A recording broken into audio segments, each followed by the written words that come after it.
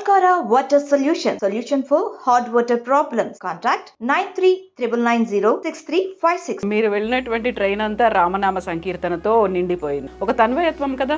వందల సంవత్సరాల మన భాగ్యం అంతే. ఎవరిది కబ్జా చేయాలనుకోవట్లే. సో వాళ్ళ నుంచే ఇప్పుడు మనకి ఇబ్బంది ఉంది. సముద్ర గర్భంలో వెళ్ళి పూజలు చేసి వచ్చారు. ఆ వీడియోస్ చూసినప్పుడు ఏమనిపించింది మీకు? వాస్తవానికి ఒక 10 ఏళ్ల క్రితం జీవభూత సనాతన మనఃషష్టానింద్రియాని ప్రకృతిస్థాని కర్షతి. త్వరలో మనందరం కూడా లోపలికి వెళ్ళి వాటిని అన్నింటినీ దర్శించే ఒక ఏర్పాట్లు చేయబోతున్నాన్ని. ఎంతకాలము కదా ఈ దేహధారణము చింతా పరంపరల చిక్కుబడవలసే.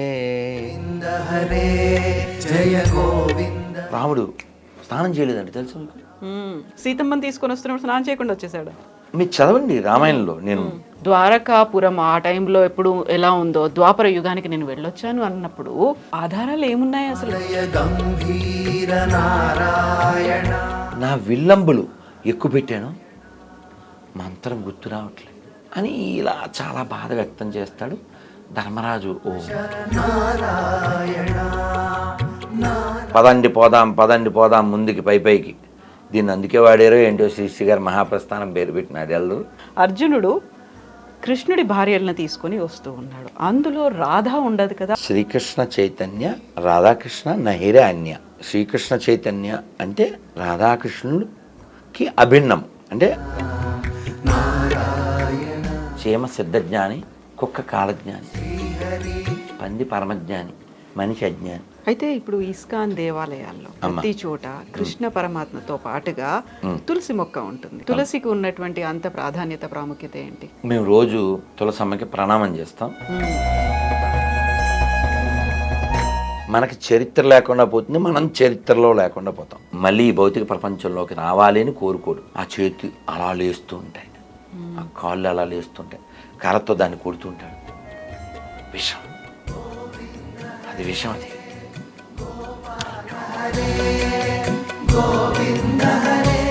నమస్తే, నేను Kavitha. Welcome to I dream. ద్వారకాధీశుల్ని దర్శించుకున్నాను, ద్వాపర యుగాన్ని అనుభూతి చెందాను.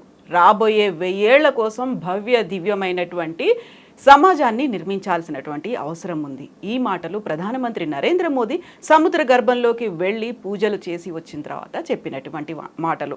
వీటి గురించే మనం మాట్లాడుకోబోతున్నాం. గతంలో మనం కృష్ణుడి గురించి మాట్లాడుకోలేదు, కేవలం రాముడి గురించి మాట్లాడుకున్నాం. ఇప్పుడు కృష్ణుడి గురించి మాట్లాడుకోబోతున్నాం. ప్రస్తుతం మనతో పాటుగా ఉన్నారు డివోషనల్ యాక్టివిస్ట్ రాధా మనోహర్ దాస్ ప్రభుజీ. ప్రభుజీ, హరే కృష్ణ. అమ్మ హరే కృష్ణ. ఒక నెలన్నర అయింది అంతే కదా కలిసి? అవును ప్రభుజీ. రామ మందిర ప్రతిష్ట ఒక 3 రోజులు ముందనగా కలిసా. సో భవ్య దివ్య రామ మందిర నిర్మాణం అయింది. మీరు కూడా దర్శించుకొని వచ్చారు కదా.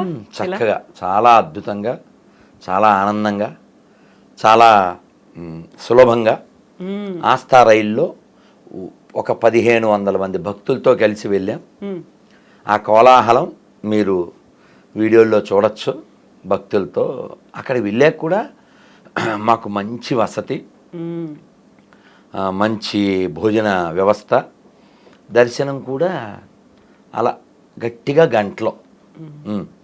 అసలు ఏ హడావిడి, ఏ తొడతొక్కిళ్ళాడు. లక్షల మంది వచ్చినప్పటికీ కూడా చాలా శిక్షణతో, మంచి రక్షణతో. సో మీరు వెళ్ళినటువంటి ట్రైన్ అంతా రామనామ సంకీర్తనతో నిండిపోయింది. ఆ తర్వాత రామ మందిరం, అక్కడ రాములల్లాని చూసిన తర్వాత ఒక తన్వయత్వం కదా. కదా అసలు ఇప్పుడు అది ఒకరోజు ముచ్చట కాదు కదమ్మా. వందల సంవత్సరాల నిరీక్షణ, లక్షల ప్రాణాల బలిదానం. మన భాగ్యం అంతే. మన భాగ్యం ఉన్నతుడైన వాళ్ళు ఉన్నతమైన స్థితిలో ఉండడం వలన ఇది ఉత్పన్నమైంది. లేకపోతే ఉత్పాతాలు మాత్రమే ఉండేవి కదా అంతకుముందు. మేము 92లో కరసేవకి వెళ్ళాం, డిసెంబర్ 6. ఆ కరసేవలో పాల్గొన్నాం. ఈ చేతులతో ఆ చదును చేసిన ప్రదేశంలో కొన్ని ఇటుకలు పెట్టి తాత్కాలిక రామ మందిరం ఏదైతే 2019 వరకు ఉండుండేదో ఆ తాత్కాలిక రామ మందిరంలో ఆ కట్టడంలో మా చేతులు కూడా ఉన్నాయని గర్వంగా వినయంగా భావిస్తాం. మన కళ్ళ ముందే ఈ కళ సాకారమైంది. ఖచ్చితంగా మనం ఈ దివ్యమైనటువంటి ఈ స్థితి నుంచి ఇంకా ఇంకా ముందుకు వెళ్ళాలి తప్ప దిగజారకూడదు. అలా కాకూడదు అంటే మనం దృఢంగా ఉండాలి, బలంగా ఉండాలి. ఇన్ని రోజులు ఏదైతే తప్పిదాలు జరిగి ఉన్నాయో హిందూ సమాజం వైపు నుంచి అవి జరగకుండా ఉండాలి. ఎందుకంటే 75 ఏళ్ళుగా మనం బ్రెయిన్ వాష్ చేయబడి ఉన్నాం. మనల్ని మనం కోల్పోయాం. అందుకని మనం ఎవరిది ఆక్రమించాలనుకోవట్లే, ఎవరిది లాక్కోవాలనుకోవట్లే, ఎవరిది కబ్జా చేయాలనుకోవట్లే. కేవలం మనది మనం కోరుకుంటున్నాం. సో ఆ క్లారిటీ మనకుంది, ఆ ప్యూరిటీ మనకుంది. కాకపోతే బ్రెయిన్ వాష్డ్ అయినటువంటి సో కాల్డ్ సెక్యులరిస్టులు ఇంకా రకరకాల ఇస్టులు వీళ్ళు సమాజానికి చాలా చీడగా ఉన్నారు. సో వాళ్ళ నుంచే ఇప్పుడు మనకి ఇబ్బంది ఉంది, మిగిలినటువంటి మతాల వారి కంటే కూడా. ఎందుకంటే మాట్లాడవలసిన సందర్భంలో అన్యాయం జరిగినటువంటి వారి గురించి మాట్లాడకుండా సెలెక్టెడ్గా మాట్లాడే వాళ్ళు ఎక్కువైపోయారు. అందుకని మనం ఐక్యంగా ఉండి హిందూ సమాజం మన ధర్మాన్ని మనం, మన దేవాలయాలని మనం, మన గోవుల్ని మనం, మన తల్లుల్ని, మన పిల్లల్ని, మన గ్రంథాలని, మన ఔన్నత్యాన్ని, మన సంస్కృతిని, మన సాంప్రదాయాన్ని మనం కాపాడుకుని తీరాలి లోకానికి. ఎందుకంటే లోకంలో మన ఒక్కలమే చెప్తున్నాం, లోకా సమస్త సుఖినో భవంతు. కాబట్టి మనం బాగుంటే ఇతరులు బాగుంటారు. రాముడి గురించి తర్వాత ఇప్పుడు కృష్ణుడి గురించి మాట్లాడుకుంటే, ద్వారకాధీశుని దర్శించుకున్నాను, ద్వాపర యుగానికి వెళ్ళొచ్చిన అనుభూతిని చెందాను అన్నారు. సముద్ర గర్భంలో వెళ్ళి పూజలు చేసి వచ్చారు. సో ఆ మాట విన్నప్పుడు, ఆ వార్త, ఆ వీడియోస్ చూసినప్పుడు ఏమనిపించింది మీకు? వాస్తవానికి ఒక 10 ఏళ్ల క్రితం ఒక ప్రొఫెసర్ ఇక్కడి నుంచి హైదరాబాద్ నుంచి అక్కడికి వెళ్ళి వారికి ఉండేటువంటి ఆ పరిచయాలతో స్కూబా డ్రైవింగ్ కదా, అవును, లోపలికి వెళ్ళారు. వాళ్ళు వెళ్ళి అదే నాకు వారు బయటకు వచ్చిన తర్వాత ఫోన్లో చెప్పిన మాట, ఏమంటారు, ఆ గోడలు ఏవైతే ఉన్నాయో వాటిని, కృష్ణుడి కాలపు గోడలు కదా, అవి ఒక్క వేలుతో అలా టచ్ చేసి అనుభూతి చెంది ఆనందపడ్డానని చెప్పారు.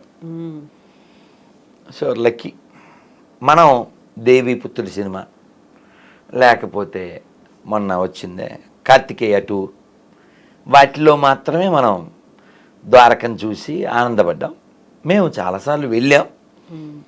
ఆ ద్వారకాధీశ మందిరం మధ్యలో ఉండేటువంటి బేట్ ద్వారక మొన్న ఒక 4 నెలల క్రితం కూడా వెళ్ళి సేవించుకుని వచ్చాం.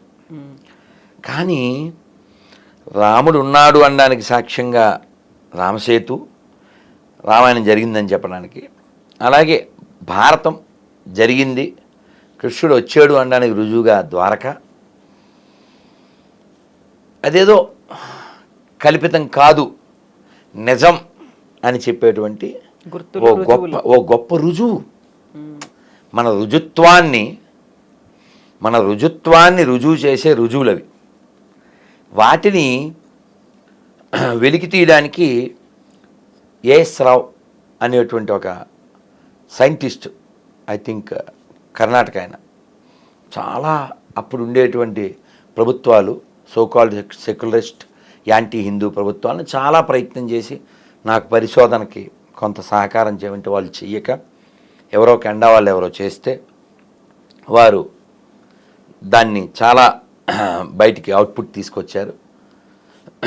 కానీ ఇప్పుడు ప్రపంచానికి కృష్ణుడు వెళ్ళిన ద్వారకని, ఆ ద్వారకా వైభవాన్ని, మనకి ఫేస్బుక్, యూట్యూబ్లో న్యూస్ కూడా వచ్చింది. త్వరలో మనందరం కూడా లోపలికి వెళ్ళి వాటిని అన్నింటినీ దర్శించే ఒక ఏర్పాట్లు చేయబోతున్నాన్ని. కాబట్టి ఇవన్నీ మన చరిత్రకు సాక్ష్యం. మొన్న మధ్య ఒక సినిమా, రేపు లేదు ఒక 2-3 రోజుల్లో విడుదలవుతుంది, రజాకార్. ఆ సినిమా టీజర్ లాంచింగ్లో చెప్పాం ఒక మాట, చరిత్రని మర్చిపోతే, చరిత్రని గుర్తుపెట్టుకోకపోతే, చరిత్రని తెలుసుకోకపోతే మనకి చరిత్ర లేకుండా పోతుంది, మనం చరిత్రలో లేకుండా పోతాం, మనం చెరిగిపోతాం. అందుకని మన పూర్వుల మహనీయుల స్మరించి మన సంస్కృతి మహోన్నతిని గుర్తెరిగి సమతాభావము పెంచి ప్రతి హృదిలో భక్తి పెంచి జాతిని సేవించుదాం, మన భారతిని పూజించుదాం. జన జాగృత నవ భారత మహోదయం ఈ కనులతోనే గాంచుదాం, ఈ జీవితమున సాధించుదాం. కాబట్టి మనం అందరూ బాగుండాలని కోరుకునేటువంటి జాతి కాబట్టి మన మూలాలని మనం బాగా చూసుకోవాలి. ఎందుకంటే కృష్ణుడి నుంచి, రాముడి నుంచి నేర్చుకోవాల్సింది చాలా ఉంది. ఎందుకంటే ఒక కొడుకు ఎలా ఉండాలి, ఓ మిత్రుడు ఎలా ఉండాలి, ధర్మాన్ని రక్షించడానికి తెలివిగా ఎలా వ్యవహరించాలి. ఎందుకంటే కృష్ణుడు ఎక్కడో యూపీలో మధురలో పుట్టాడు, తర్వాత గోకులం వెళ్ళాడు, తర్వాత బృందావనంలో ఒక 10 ఏళ్ళు ఉన్నాడు, తర్వాత ద్వారకు వచ్చాడు. 128 ఏళ్ల దాకా ఈ భూమి మీద ఉండి తర్వాత మళ్ళీ ఆయన వైకుంఠానికి వెళ్ళారు. కృష్ణే స్వధామోపగతే ధర్మజ్ఞానాది బిస్సహ అంటుంది భాగవతం. కృష్ణుడు వైకుంఠానికి వెళ్ళిపోయాడు ధర్మజ్ఞానాదులతో కూడి. అలా వెళ్ళిపోతే లోకం అంతా చీకటి అయిపోయింది. అందుకని ఈ లోకంలో ఆ చీకటి పోగొట్టడానికి పురాణార్కో ధునోదిత, అర్క అంటే సూర్యుడు, పురాణాల్లో సూర్యుడు వంటి భాగవతాన్ని మనకిచ్చి వెళ్ళాడు. భాగవతం ఏం చెప్తుంది? భగవద్వైభవాన్ని, భాగవతుల వైభవాన్ని చెప్తుంది. ఆ కృష్ణుడు అంటే ఆ భాగవతంలో ఉన్నది ఈ తెలంగాణ ప్రాంతానికి సంబంధించింది ఒకటి చెప్పాలి. అందుకే చెప్పండి. అక్కడ కృష్ణుడు కాలయవండు అనేటువంటి ఒక రాక్షసుణ్ణి తరుముతూ అనంతగిరి దగ్గర కొన్ని కొండ గుహల్లోకి వచ్చాడు. వస్తే అక్కడ ఒక ఆయన పడుకుని ఉన్నాడు. కృష్ణుడు హైడ్ అయ్యాడు. వాడు ఈ పడుకున్నది కృష్ణుడే అనుకుని కాళ్ళతో తన్నాడు. ఆ పడుకున్న ఆయన ఆ దుప్పటి తీసి కళ్ళు తెరిచాడు. ఆ గాడిద కూడా బూడిదైపోయాడు. ఆ వాడు కాలయవండు, ఈ పడుకున్న ఆయన పేరు ముచ్చుకుందుడు. ఆ ముచ్చుకుందుడి పేరు మీదే ముచ్చుకుందా నది, నవ్వు ఈ కాళ్ళు మూసి నది, ముక్కు మూసే నది. సో ఆ విధంగా మనం అందరం కృష్ణ సంబంధీకులమే. ఇది ఒక ఉదాహరణ. ఇంకా భగవద్గీత 15వ అధ్యాయం 7వ శ్లోకం, మమైవాంసో జీవలోకే జీవభూత సనాతన మనఃషష్టానింద్రియాని ప్రకృతిస్థాని కర్షతి. ప్రతి జీవి నాలో భాగమే, మమైవాంసో అని చెప్పారు. కాబట్టి మనం అందరం ఆయన అంశలం కాబట్టి ఆయన్ని తెలుసుకోవాల్సిన బాధ్యత ఉంది, ఆయన్ని కలుసుకోవాల్సిన బాధ్యత ఉంది. అలాగే భగవద్గీత చదవాలి. చదవక ఎన్నో చిన్న పిల్లోడు బాగా వైరల్ అయింది, మీరు చూసుంటారు. హలో అన్నారు వాళ్ళు. ఆ హిందీ ప్రోగ్రాం చేస్తారే శిల్పా శెట్టి వాళ్ళు, ఏదో సూపర్ డాన్సర్స్ ఉంది, పేరు నాకు తెలీదు. ఆ పిల్లవాడిని చిన్న పలకి లాంటి దాని మీద తీసుకొచ్చారు. అండ్ అక్కడ ఉండే యాంకర్ హలో అనగానే cute boy, hardly 2 years, hi hello చోడో హరే కృష్ణ బోలో. వాళ్ళు ఇంకా ముక్కును వేలుసుకున్నారు, సంబరపడ్డారు. ఆ వీడియో చూస్తే మీరు ఆనందపడతారు. ఆ పిల్లవాడిని ఆ యాంకర్ అడిగింది, భగవద్గీత మనకు ఎలా ఉపయోగపడుతుంది? చాలా అందంగా చక్కగా చెప్పాడు. వాట్ ఇస్ యువర్ నేమ్ అంటే ఐ యామ్ భాగవత దాస్ బ్రహ్మచారి అని చెప్పి ఆయన వివరించాడు. మనం ఏదన్నా షాప్కి వెళ్తే ఒక బొమ్మ కొంటే ఆ బొమ్మ ఎలా వాడాలో ఒక మాన్యువల్ ఇస్తారు. అలా భగవద్గీత మనకు మాన్యువల్. చాలా సింపుల్గా చెప్పాడు కదా. వాళ్ళ కళ్ళని లోటే తక్కువ, చిన్న పిల్లోడు. ఎందుకు అంత హరి ఏంటి అని అడిగారు. ఆ పిల్లవాడు చెప్పాడు, పదం పదం అత్విపదం. ఇది భాగవతంలోది, 1వ స్కందంలోది. Every step is danger in this material world. ఈ ప్రపంచంలో, ఈ భౌతిక ప్రపంచంలో ప్రతి అడుగు ప్రమాదమే. ఎప్పుడు ఏం జరుగుతుందో ఎవరికి తెలియదు. కాబట్టి ఇంకా టైం ఉందనేవాడు ఫూల్. ఫినిష్. ఎప్పుడు ఎందుకు వచ్చామో అది ఫినిష్ చేయాలి. ఎందుకంటే రేపు నీ చేతిలో లేదు, నెక్స్ట్ మమిట్ నీ చేతిలో లేదు. పాడుతూ పాడుతూ అలా ఒరిగిపోయిన వారు, డ్యాన్స్ చేస్తూ నేలకు ఒరిగిపోయిన వారు, జిమ్ములో ఎక్సర్సైజ్ చేస్తూ నేలకు ఒరిగిపోయిన వారు, తింటూ, ఎవరో ఏదో వీడియో వచ్చింది, హోటల్లో ఆర్డర్ ఇచ్చాడు ఆయన, ఆర్డర్ వచ్చింది, దాని మీద పడిపోయాడు, లేవలే. కాబట్టి నిత్యం సన్నిహితో మృత్యు, మన చుట్టూ తిరుగుతూ ఉంటుంది, మనతో ఉంటుంది నీడలా. అసలు మనం ఎప్పుడు వచ్చామో అది అప్పుడే. ఇది మీకు మెడిసిన్ కొంటాం కదండి, దాని మీద పైన ఏం రాస్తారు? ఎక్స్పైరీ డేట్ ఉంటుంది. పైన ఎంఎఫ్డి ఉందా, దాని కింద ఎక్స్పైరీ డేట్ ఇచ్చారుగా, దీనికి కూడా ఉంది ఎక్స్పైరీ డేటు. అది మనకి తెలియక హాయ్ బ్రో అని ఐబ్రోలు ఎగరేస్తూ ఉంటాం. మనం ఉంటాము అనుకుంటూ ఉంటాం. దీనికి భారతంలో ధర్మరాజు చెప్పాడు, మనం చదవం, ఎలా బాగుంటాం. ఆయన అడిగారు యక్షుడు, ప్రపంచంలో ఆశ్చర్యకరమైన విషయం ఏమిటి అన్నారు. మనం ఏవో చెప్తుంటాం, అవి ఇవి ఏవో 7 వింతలో 6 వింతలని, కానీ ఆయన వింతల్లోకి ఎలా వింత చెప్పాడు. హాని భూతాని గచ్చంత్యమాలయం దినే దినే. రోజు భూతాలు మీన్స్ జీవులు, రోజు జీవులు యమలోకం వెళ్ళిపోతున్నాయి. ఇది చూస్తున్నాడు వీడు చూస్తున్నాడు, వింటున్నాడు. పల్నావారు పోయారంట, పల్నావారు చనిపోయారు, వీడు కూడా చూస్తుంటాడు కొందరిని ప్రత్యక్షంగా. మనం చూడొచ్చు, కొన్ని నెలల క్రితం చంద్రమోహన్ అని ఆయన వెళ్ళిపోయారు, దానికి ముందు చలపతిరావు అని ఆయన వెళ్ళిపోయారు, దానికి ముందు కృష్ణరాజు, వాళ్ళందరినీ మనం ఎన్ని సినిమాలు చూసాము, ఎన్నిసార్లు వాళ్ళని ప్రత్యక్షంగా కూడా చూసాము. ఎక్కడికి వెళ్ళారు వాళ్ళు? మహేష్ బాబు వాళ్ళ అన్నయ్య, మహేష్ బాబు ఆ విషయంలో మనం చాలా, అతనికి పాపం అన్నయ్య, అమ్మ, నాన్న అంతా 1 yearలో వెళ్ళిపోయారు. కాలం ఒక్కొక్కరిని తీసుకుపోతుంది. కానీ మూర్ఖుడు ఏమనుకుంటా అంటే నేను ఉంటాను అనుకుంటాడు వీడు. వాళ్ళ తర్వాత మనం ముందో వెనకో. అందుకనే మన పెద్దలు, మన ఆచార్యులు మనకి ఎన్నో పాటల్లో, పద్యాల్లో, శ్లోకాల్లో, కథల్లో ఎన్నో చెప్పారు. ధర్మరాజు చెప్పాడు, రోజు ఇలా వెళ్ళిపోతున్నా నేను ఉంటాను అని వీడు అనుకుంటూ ఉంటాడే, కిమ్ ఆశ్చర్యపరం, ఇంతకంటే వింత ఏమన్నా ఉందా అని. అందుకే అన్నమయ్య బాధపడుతూ చెప్పారు ఏమంటే, ఎంతకాలము కదా ఈ దేహధారణము,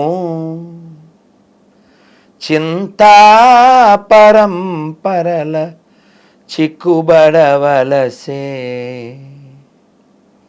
ఎన్నాళ్ళుంటావు నువ్వు? ఎన్నాళ్ళున్నా ఇందులో చింతా పరంపరల చిక్కుపడవలసే. కాబట్టి బుద్ధిమంతుడైన వాడు ఎలా జీవితాన్ని గడపాలో మన పెద్దవాళ్ళు చెప్పారు. ప్రాతకాలే ద్యూత ప్రసంగ, మధ్యాహ్నేతు స్త్రీ ప్రసంగ, రాత్రౌ చోర ప్రసంగేన కాలో గచ్చతి ధీమతాం. అంటే ఏమిటి?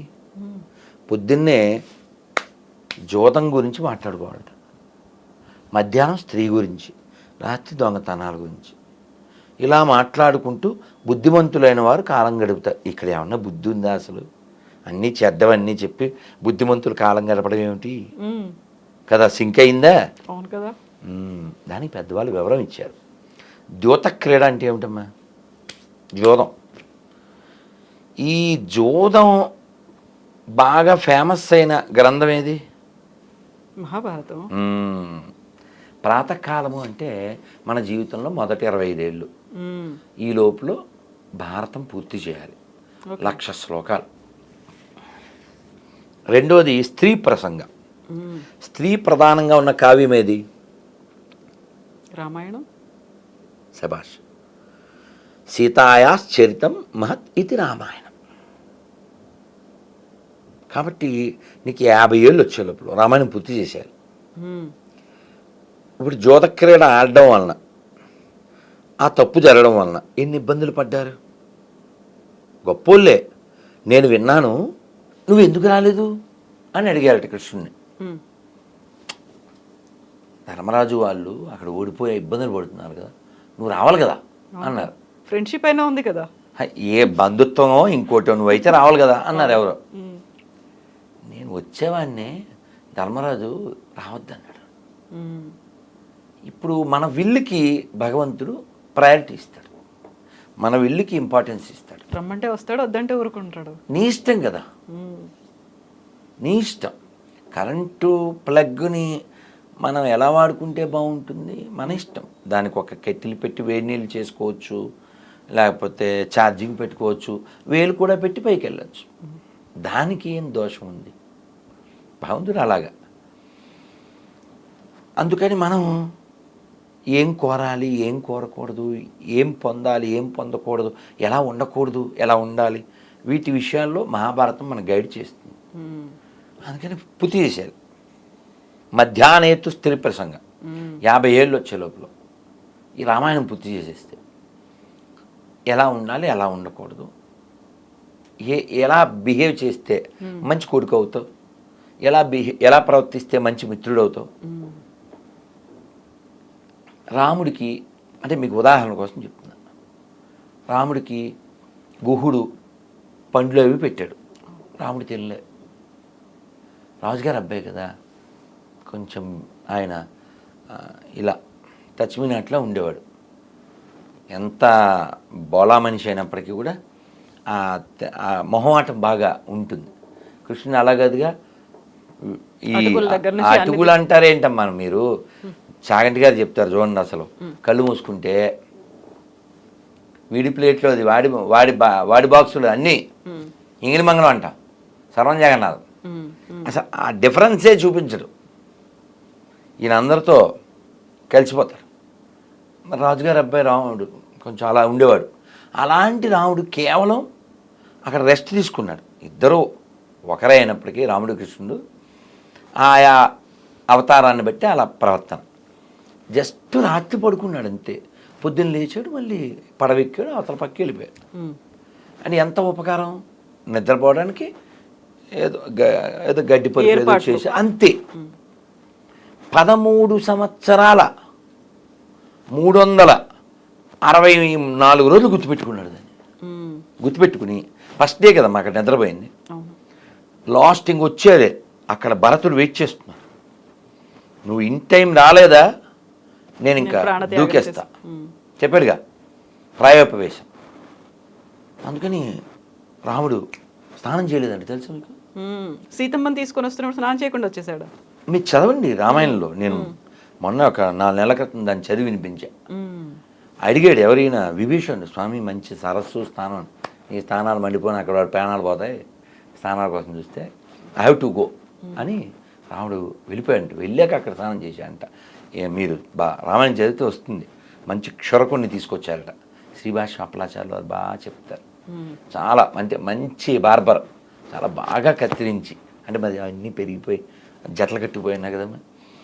సో అలా వెళ్ళిపోయేటప్పుడు రిటర్న్ వెళ్తున్నాడు కదా, దారిలోనే కదా గుహుడు దించండి, ఫ్లైట్ కింద దించండి, దించండి, పికప్ అని తీసుకుని అని గుహుడిని తీసుకుని వెళ్ళాడు. అంటే చిన్న చిన్న ఉపకారం కూడా మర్చిపోడు రాముడు, అంత అంత మంచి మిత్రుడు. ఇలా మధ్యాహ్నం అంటే జీవితంలో మధ్యాహ్నం 50 ఏళ్ళ లోపు రామాయణం పూర్తి చేశాడు. ఇంకా చాలా విషయాలు మనం మాట్లాడితే కదా. మూడోది ఏమిటి, రాత్రో చోర ప్రసంగం, దొంగల గురించి మాట్లాడుకోవాలి. ఎంత దారుణం. పెద్ద దొంగ ఎవరు? కృష్ణుడే కదా. కదా దొంగ గురించి ఏమిటి మాట్లాడుకున్నది అంటే, శాస్త్రం చెబుతుంది చోరాగ్రగణ్యం శిరసానమామి. ఈయన అగ్రగణ్యం అంట, పెద్ద దొంగ అంట. ఏమిటి పెద్ద దొంగ? ఆయన దొంగతనం చేస్తాడు. మనలో ఉన్న చెడుని కావచ్చు, మన ఆయుర్దాయాన్ని తీసుకుంటాడు, మన చెడుని తీసుకుంటాడు, మన పాపాన్ని తీసుకుంటాడు. మీకు ఒక సంఘటన చెప్తే బాగా పట్టుకుంటారని చెప్తున్నా. లాంగ్ ఎగో ఒక 15-20 ఏళ్ళు అవ్వచ్చు. బృందావనంలో రాధాకుండ్ దాస్ అని ఒక ఆయన అమెరికన్. మేము గోవర్ధన పరిక్రమ చేసి అలసిపోతాం కదా ఎండలో, 21 కిలోమీటర్స్. అది తిరిగితే మరి అలసలు వస్తుంది, చెప్పులు కూడా వేసుకోం కదా. ఇంకా ముఖం వాడిపోయింది. ఆయన కనపడ్డారు.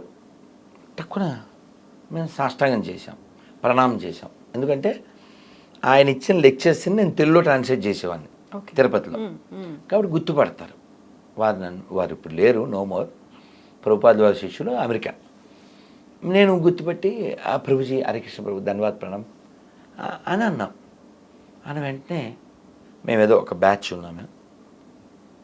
You know why Krishna is black అన్నారు. మేము అలా స్టేరింగ్ అయిపోయి అలా చూస్తున్నాం. ఆయన ఒక పెద్ద లిస్ట్ చెప్పారు. ఇప్పట్లో సెల్లో అలా ఉంటే రికార్డ్ చేసుకునేవాడు. కానీ మా ఇంట్లోకి 2-3 ఎక్కినాయి. ఆ ఎక్కినాయి చెప్తున్నాను. నాకు చాలా చెప్పేశారు ఆయన. You know why Krishna is black? Because he lives in the eyes of gopis. He take back in the Yamuna. He steal your sin. ఇలా బోల్డ్ అని చెప్పేశారు. నాకు ఈ 3 గుర్తున్నాయి అనుకోండి. అలా యమున నల్లగా ఉంటుంది కదా, ఈ రోజు యమునలో స్నానం చేసేవాడు, అందుకని నల్లగున్నాడు. ఈయన గోపికల కళ్ళల్లో ఉంటాడు ఇప్పుడు, అందుకని నల్లగున్నాడు. మన పాపాలు దొంగిలిస్తాడు, అందుకని నల్లగున్నాడు. ఇలా చాలా చెప్పుకొచ్చారు. అలాగా కృష్ణం వందే జగద్గురం. మన గంగాధర శాస్త్రి గారు మేము కలిసి వరంగల్లో శివరాత్రి కార్యక్రమంలో ఉన్నాం. ఆయన ప్రవచనం ఇస్తూ ఎవరో పిల్లోడితో కృష్ణం వందే జగద్గురం అన్నారట.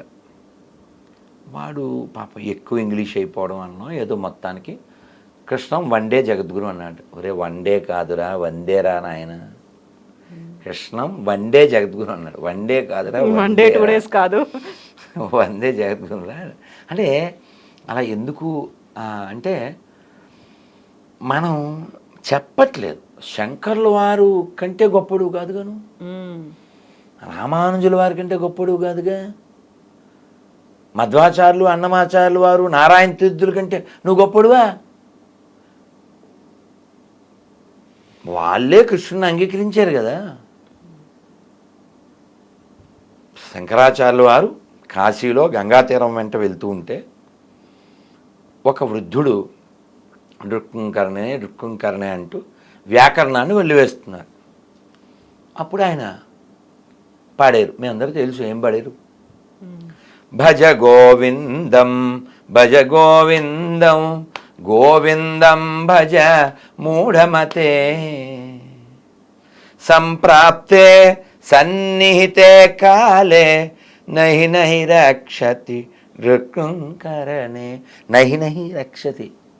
ఈ రుక్కుంకరణే అది రక్షించదు నాయన, గోవిందుని భజించు అది రక్షిస్తుంది అని ఎంత కావాలో స్టఫ్ అంటామే, జిస్ట్ అంటామే, అదంతా ఇచ్చేశారు. అసలు మన ఎంఎస్ సుబ్బలక్ష్మి గారు మనం ఎంత రుణపడి ఉంటామమ్మా, ఘంటసాల గారికి మనం ఎంత రుణపడి ఉంటామమ్మా, మనకి ఎంత ఇచ్చి వెళ్ళారమ్మా. పో నువ్వు చదవకపోయినా వింటున్నాం కదా కలకాలం ఉండేలా. వాళ్ళు లేరు ఇప్పుడు, అవి ఉండిపోలే. అయితే ప్రభుజీ ఇక్కడే కృష్ణుడిని యాక్సెప్ట్ చేశారు, కృష్ణుడు ఉన్నారని ఇంత పెద్ద గొప్ప మహానుభావులు గుర్తించారు అనుకున్నప్పుడు ఇప్పుడు వచ్చినటువంటి ఒక డౌట్, ఆయన ద్వారకాధీశుని దర్శనం చేసుకున్నారు, సముద్ర గర్భంలోకి వెళ్ళారు, ద్వారకాపురం ఆ టైంలో ఎప్పుడు ఎలా ఉందో ద్వాపర యుగానికి నేను వెళ్ళొచ్చాను అన్నప్పుడు ఆధారాలు ఏమున్నాయి? అసలు కృష్ణుడు అక్కడే ఎందుకు ఉండేవాడు? అది ఎలా మునిగిపోయింది? మునిగిపోతే నగరం ఇంకా అక్కడ ఉండడం ఏంటి? ఆ కాలంలో ఉన్నటువంటి మనుషులంతా ఏమైపోయారు? కృష్ణుడు తన వాళ్ళని ఎందుకు రక్షించుకోలేకపోయాడు? అలా మునిగిపోతుంటే అలా చూస్తూ ఉన్నాడు. ఇవన్నీ డౌట్స్ వస్తాయి, బోల్డ్ వస్తాయి కదా. All have answers. I will. అమ్మా మీరు భాగవతంలో ప్రథమ స్కందంలో, అంటే నేను చదివాను కాబట్టి మళ్ళీ విన్నాను కాబట్టి చెప్తున్నా, ప్రథమ స్కందం చాలా బరువు ఎక్కిస్తుంది. ఎందుకు అంటే మనం ఏమనుకుంటాం, భాగవతం అంటే అన్ని ఆటలు పాటలే అనుకుంటాం. కానీ ప్రారంభమే చాలా సాడ్గా ఉంటుంది. ఎందుకంటే అర్జునుడు వెళ్తాడు, ధర్మరాజుకి ఒక చెడ్డ శకునాలు కనబడుతూ ఉంటాయి. నాకేదో అనుమానంగా ఉంది, ఒకసారి ద్వారక వెళ్ళిరా అని అర్జున్ని పంపిస్తాడు. అర్జునుడు వెళ్తాడు. వెళ్తే కృష్ణుడు లేడు. కృష్ణుడు భార్యలు ఉంటే వాళ్ళని తీసుకుని వస్తూ ఉంటాడు. వచ్చిన తర్వాత చెప్పిన మాటలన్నీ మనం మాట్లాడుతున్నాం ఇప్పుడు. ఎందుకు అలా అయిపోయావు, అంత నిస్త్రాణంగా ఎందుకు అయిపోయావంటే, అన్నయ్య మన సఖుడు, మన బంధువు, మన మిత్రుడు, మన ప్రాణం ఆయన కృష్ణుడు ఇంకా లేడన్నయ్య, ఆయన స్వధామానికి వెళ్ళిపోయాడు అని చాలా బరువు ఎక్కించేటువంటి బాధాకరమైనటువంటి ఈ విషయం చెబుతూ, కృష్ణుడు లేడు, వారి భార్యలందరినీ నేను తీసుకుని వస్తున్నాను, దారిలో వేటగాళ్ళు నన్ను అటాక్ చేశారు, నా గాంధీవం నా విల్లంబులు ఎక్కుపెట్టాను, మంత్రం గుర్తు రావట్లే, తప్పక నేను మామూలు వ్యక్తిలాగా ఆ గాంధీవం ఇలా వేయవలసిన బాణాలు దాంతో చేశాను, అయినా వాళ్ళు లాక్కుని వెళ్ళిపోయారు. ఇన్ని రోజుల నా విజయం నాది కాదన్నయ్య, ఆయన ఉండబట్టి కదా ఇదని. నేను ఆయన ఉంటే నేను హీరో, ఆయన లేకపోతే నేను జీరో అని ఇలా చాలా బాధ వ్యక్తం చేస్తాడు. ధర్మరాజు ఇదంతా మనం బ్యాగ్ సర్దుకోవాలి అని చెప్పడానికి సైన్స్ ఇవన్నీ అని చెప్పి వాళ్ళు అప్పుడు తెలుసు కదా ముగింపు, దాని పేరు మహాప్రస్థానం. అది కూడా నేను చదివా. ఇది భాగవతం తెలుగులో చదివా, అదేమో ఇంగ్లీష్లో మహాభారతం చదివా. చాలా బాగుంటుంది. ఎక్సలెంట్, ఎక్స్ట్రాడినరీ, ఎక్సైట్మెంట్ ఇవన్నీ ఉంటాయి అందులో. అంటే మనం మాట్లాడితే అలా ఎక్కువైపోతుంది, అయినా షార్ట్గా చెప్తాను. అలా వాళ్ళు ప్రయాణం చేసేస్తారు. ఆ ప్రయాణం చేసినప్పుడు ఒక్కొక్కరు పడిపోతారు, మీరు విని ఉంటారు. బదరీలో అవన్నీ ఉంటాయి. భీమశిల మేము వెళ్ళొచ్చాం, అక్కడే సరస్వతి ఉద్భవం, వ్యాస గుహ, మళ్ళీ గణేష్ గుహ, ఇవన్నీ ఉంటాయి. వాటరు పట్టుకుంటే మన మీద పడ్డ నీళ్ళు కూడా మంచు గడ్డలైపోతుంటాయి. అలాంటి స్థితిలో ఆక్సిజన్ అందని స్థితి వరకు కొంతమంది మన వాళ్ళు ప్రయత్నం చేసి వెళ్ళిన వాళ్ళు ఉన్నారు. ఈ హైదరాబాద్లో ఒక ఆయన నాకు ఉపాధ్యాయుని, ఒక హిందీ ఆయన, నేను వెళ్ళాను స్వామీజీ అని చెప్పారు. అంటే up to the mark almost. అంటే ఏంటి, భీముడు వెళ్ళినంతవరకు మనిషి వెళ్ళడానికి ప్రయత్నం చేయొచ్చు, ఆ తర్వాత ఇంకా వెళ్ళలేదు. వీళ్ళు మహాప్రస్థానం ప్రారంభించి స్వర్గం వైపు వెళ్తూ ఉంటే ముందు ద్రౌపది పడిపోయింది, తర్వాత సహదేవుడు, తర్వాత నకులుడు, తర్వాత అర్జునుడు ఇలా పడిపోయారని ముందు నడుస్తున్న ధర్మరాజుకి తెలియదు. ఎవరు చెప్పారు? భీముడు వెనక్కి చూడడం, అన్నయ్య సహదేవుడు పడిపోయాడు అని మాట్లాడు. ముందుకే పదండి పోదాం ముందుకి పైకి. దీన్ని అందుకే వాడారో ఏంటో శ్రీ గారు మహాప్రస్థానం పేరు పెట్టినాడు ఎల్లరు, ఆయన ఇంకో దానికి వాడేరులేండి పుణ్యాత్ముడు. అలా మళ్ళీ అన్నయ్య నకులు పడిపోయాడు, అన్నయ్య ద్రౌపది, అన్నయ్య అర్జున్, అన్నయ్య నేను, వెనక్కి తిరగలేనా. ఒక్క కుక్క ఇందు పట్టు వచ్చింది చివరిది. వస్తే ఇంద్రుడు మాతలేని వాళ్ళ డ్రైవర్ని పంపించాడు. మీరు ఇప్పుడు నాకు పంపించలే ఆ డ్రైవర్ని అలా పంపిస్తే ఆయన వచ్చి సార్ ఎక్కడ సార్ అన్నాడు ధర్మరాజుని. ఇది కూడా ఎక్కుద్ది అన్నాడు. చాలా ఊరుకోండి, మీకు ఒక్కరికే వచ్చింది ఇది అవసరం, ఒక్కరు స్వర్గమైన సార్ ఊరుకోండి అన్నాడు. అంటే ధర్మరాజు చెప్పాడు, నా భార్య సోదరులు ఎవరు నాతో రాలే, ఇదొక్కటి నన్ను నమ్మి నాతో పాటు వచ్చింది, సో యూ షుడ్ అలౌ అన్నాడు. లేదు సార్ నాట్ అలౌడ్ అన్నాడు. అయితే నేను రానన్నాడు. ఏమన్నా బుర్ర ఉందా సార్ మీకు, కుక్క కోసం స్వర్గం వదులుతాడు ఏంటి సార్ ఎవడైనాను అని ఇంద్రుడు వచ్చి చెప్పాడు. ఇంద్రుడు వచ్చి చెప్పాడు, అదంతా నాకు తెలియదు, నా పేరు ధర్మరాజు, ఇంకా ఉపకారం ఏముంది, దీనికోసం ఏదో అనుభవించాలి అని ధర్మాన్ని నేను విడిచిపెట్టినాను అంటే స్టబాన్ అని నిలబడ్డాడు ఆయన. అప్పుడు ఈ కుక్క ఎవరు? ధర్మరాజు, యముడు. ఆయన చాలా సంతోషం, ఆయన నువ్వు నా పేరు కలిగి ఉన్నావు, ఆ ధర్మబుద్ధి ఇంకా ఉందా లేదా, ఏమన్నా ఎరవేస్తే వెళ్ళిపోతావా అని అనుకున్నా. I'm proud of you my son, వెళ్ళినాయన అని చెప్పి, రాజా ధ్రువంతే నరకం అని శాస్త్రం. రాజు, a king must visit hell అమ్మ, అది రూలు. ఏ రాజు అయినా నరకానికి వెళ్ళి రావాల్సిందే, ఎందుకంటే ఏదో విధంగా దోషం జరిగి తీరుతుంది, ఈ మస్ట్ విజిట్. అలా ధర్మరాజు కూడా అలా నరకాన్ని విజిట్ చేసి మళ్ళీ వస్తాడు. సో ఇదంతా ఎందుకంటే ధర్మం పట్టుకోవాలి, ధర్మాన్ని విడిచిపెట్టకూడదు. దేనికోసమైనా ధర్మాన్ని విడిచిపెట్టకూడదు. ధర్మం కోసం దేన్నైనా విడిచిపెట్టు, దేనికోసం ధర్మాన్ని విడిచిపెట్టు. ఇలా భాగవతంలో ఈ ద్వారక ప్రస్తావన వస్తుంది. మరి మీరు అడిగేసారు చాలా క్వశ్చన్లు కదా, మరి అందుకని చెప్తున్నా, వాళ్ళంతా ఏమైపోయారు, ఇది కదా క్వశ్చన్. అవును, అసలు అలా మునిగిపోతుంటే కృష్ణుడు ఏం చేశాడు? అసలు చెప్పింది ఆయన, అడిగాడు సముద్రుని. అక్కడ ప్రాబ్లం వచ్చింది కదా మధురలో, వాళ్ళందరూ ఇబ్బందులు పడుతున్నారు. వాడిని కంసుని వధించాడు, వాళ్ళ తాతగారిని సీట్లో కూర్చోబెట్టాడు. తర్వాత కూడా ప్రాబ్లమ్స్ ఉన్నాయి. సరే, ఈ ప్రాబ్లమ్స్ లేకుండా సముద్ర మధ్యంలో నాకు స్థలం కావాలని అడిగాడు. సముద్రుడు స్థలం ఇచ్చాడు. బెట్ ద్వారకా అంట. బెట్ అంటే గిఫ్ట్, గిఫ్టెడ్ ల్యాండ్. మరి గిఫ్ట్ కొంతకాలం వాడుకున్నాడు. విశ్వకర్మని పిలిచి దాన్ని సుందర నగరాన్ని నిర్మించి, అద్భుతమైన నగరం, చాలా ఆర్గనైజ్డ్, సిస్టమాటిక్. మరి స్వామి వెళ్ళిపోతున్నారు. ఇప్పుడు దాని పని లేదు. వీళ్ళందరూ కూడా దేవతలు ఎవరైతే స్వామితో వచ్చారో వాళ్ళందరూ కూడా వెనక్కి వెళ్ళిపోవాలి. ఇప్పుడు వాళ్ళని ఎవరు సమాప్తి చేస్తారు? ఏదో రీజన్ కావాలి. అందుకని కృష్ణుడు కొడుకుల్లో ఒక ఆయన సాంబుడు. సాంబుడు అంటే జాంబవతి కొడుకు. అతను ఏం చేశాడు? ఒక ఆడపిల్ల వేషం వేసుకుని, నారదుడు వాళ్ళు సప్తర్షులు వస్తే ఫ్రెండ్స్తో పాటు, ఏమండి అంటే వాళ్ళే ఊరికి అల్లరే ఆడపిల్ల వేషం అతను వేసి, ఒకడు భర్తలాగా, మా ఆవిడండి 8వ నెలండి, ఎవరు పుడతారు, ఇలా. వాళ్ళకి తెలీదా? వాళ్ళకి కోపం వచ్చింది. ఎరా వేషాలు వేస్తున్నారా, వీడి కడుపున మొసలం పుడుతుంది అన్నారు. వాళ్ళకి భయం వేసింది.